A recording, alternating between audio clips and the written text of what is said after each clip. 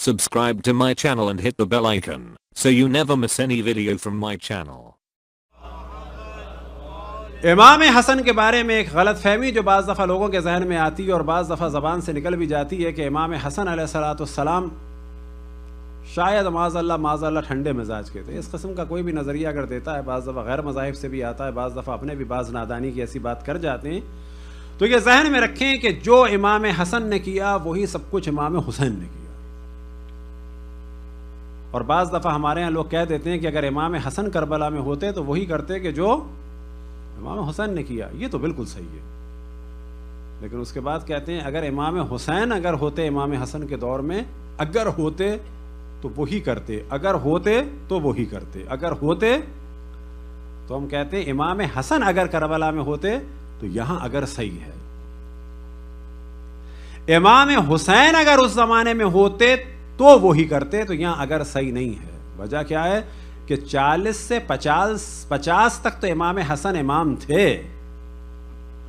لیکن 50 سے 60 تک امام کون تھا؟ اور 50 سے 60 معاویہ کے دور میں امام حسین نے وہی سب کچھ کیا کہ جو امام حسن نے کیا تھا. وہی سب کچھ ہو رہا تھا جو امام حسن کے دور میں ہو رہا تھا. شیعہ قتل ہو رہے تھے، مولا علی پہ گالیاں پڑ رہی تھیں، لعنتیں بھیجی جا رہی تھیں، اور امام حسین نے وہی سب کچھ کیا جو امام حسن نے کیا. وہاں اگر کی ضرورت نہیں ہے، وہاں تو واقعاً کیا انہوں نے وہی.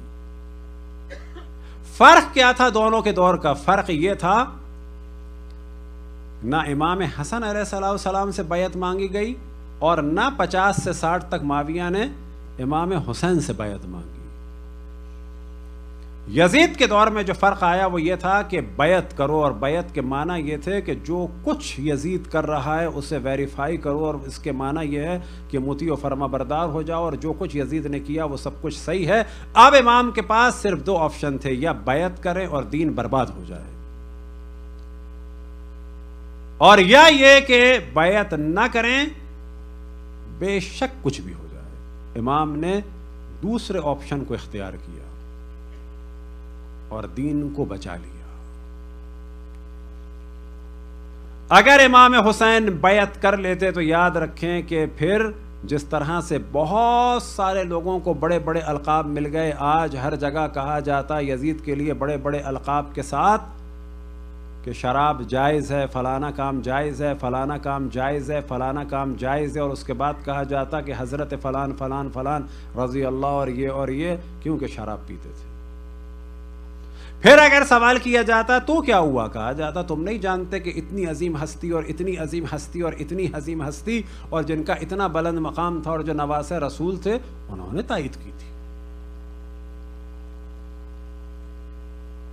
امام حسین کے فضائل سب سے زیادہ معاویہ کے طرفدار اور یزید کے طرفدار پڑھتے، لیکن دین برباد ہو چکا ہوتا.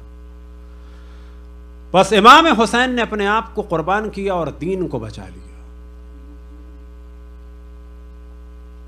امام حسین نے اپنے آپ کو قربان کیا اور دین کو بچا لیا. یہ ایام اس حسین کے اہل بیت کی اسیری کے ایام ہیں. اگر 61 ہجری کو مد نظر رکھیں اور یہ ایام امام حسن کی مظلومیت کے ایام ہیں، اگر 50 ہجری کو مد نظر رکھیں